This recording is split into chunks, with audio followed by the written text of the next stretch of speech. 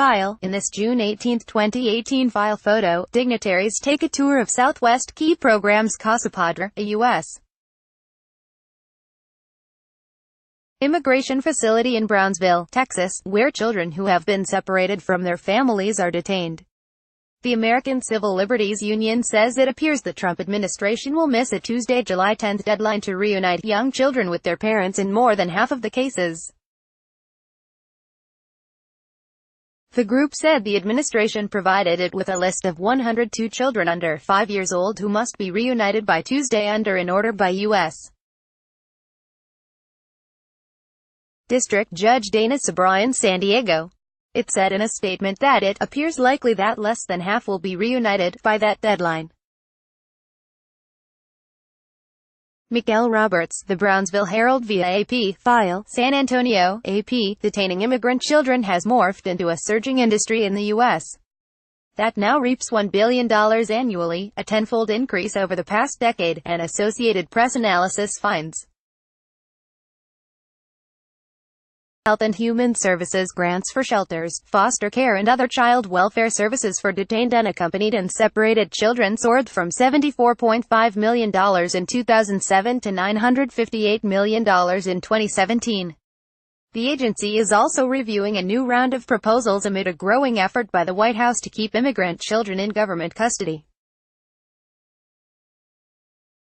Currently, more than 11,800 children, from a few months old to 17, are housed in nearly 90 facilities in 15 states: Arizona, California, Connecticut, Florida, Illinois, Kansas, Maryland, Michigan, New Jersey, New York, Oregon, Pennsylvania, Texas, Virginia and Washington. They are being held while their parents await immigration proceedings or, if the children arrived unaccompanied, are reviewed for possible asylum themselves. In May, the agency issued requests for bids for 5 projects that could total more than $500 million for beds, foster and therapeutic care, and secure care, which means employing guards. More contracts are expected to come up for bids in October. HHS spokesman Kenneth Wolf said the agency will award bids based on the number of beds needed to provide appropriate care for minors in the program. The agency's current facilities include locations for what the Trump administration calls tender-age children, typically under 5. 3 shelters in Texas have been designated for toddlers and infants. Others, including in tents in Tornillo, Texas, and a tent and building temporary shelter in Homestead, Florida, or housing older teens. Over the past decade, by far the largest recipients of taxpayer money have been Southwest Key and Baptist Child. From 2008 to date, Southwest Key has received $1.39 billion in grant funding to operate shelters. Baptist Child, a Texas-based organization called International Educational Services, also was a big recipient, landing more than $72 million in the last fiscal year before folding amid a series of complaints about the conditions in its shelters. The recipients of the money run the gamut from nonprofits, religious organizations and for-profit entities.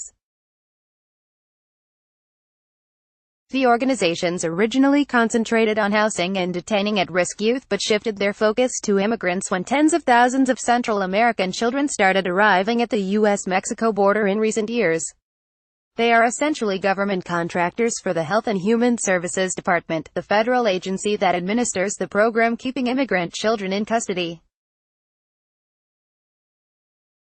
Organizations like Southwest Key insist that the children are well cared for and that the vast sums of money they receive are necessary to house, transport, educate and provide medical care for thousands of children while complying with government regulations and court orders.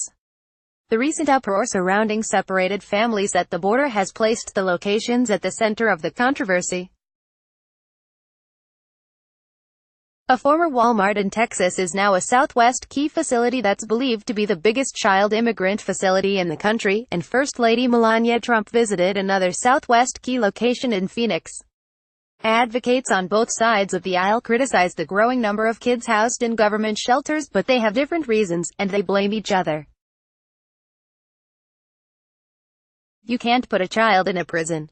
You cannot. It's immoral, said Senator Kirsten Gillibrand, a New York Democrat who has been visiting shelters.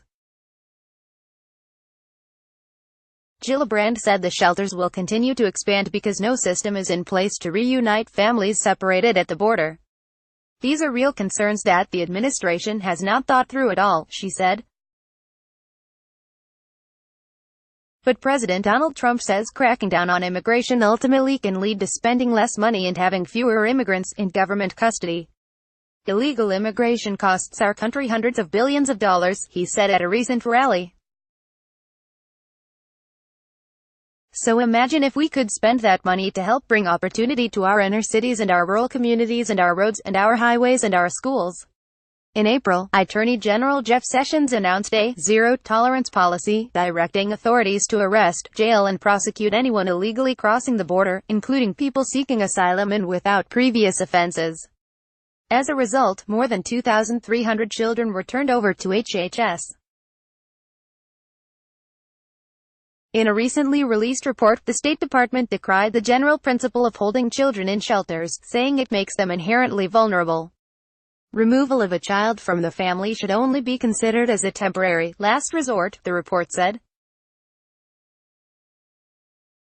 Studies have found that both private and government-run residential institutions for children, or places such as orphanages and psychiatric wards that do not offer a family-based setting, cannot replicate the emotional companionship and attention found in family environments that are prerequisites to healthy cognitive development.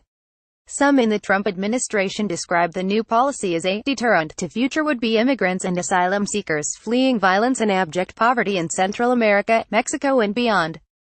But Stephen Wagner, acting Assistant Secretary for the Administration for Children and Families, HHS Division, said the policy has exposed broader issues over how the government can manage such a vast system. It was never intended to be a foster care system with more than 10,000 children in custody at an immediate cost to the federal taxpayer of over $1 billion per year, Wagner said in a statement. The longer a child is in government custody, the potential for emotional and physical damage grows, said Dr. Colleen Kraft, president of the American Academy of Pediatrics. The foundational relationship between a parent and child is what sets the stage for that child's brain development, for their learning, for their child health, for their adult health, Kraft said. And you could have the nicest facility with the nicest equipment and toys and games, but if you don't have that parent, if you don't have that caring adult that can buffer the stress that these kids feel, then you're taking away the basic science of what we know helps pediatrics. A judge in California has ordered authorities to reunite separated families within 30 days, and the government has completed more than 50 of the reunions of children under 5 by Thursday. Copyright 2018 The Associated Press. All rights reserved. This material may not be published, broadcast, written or redistributed.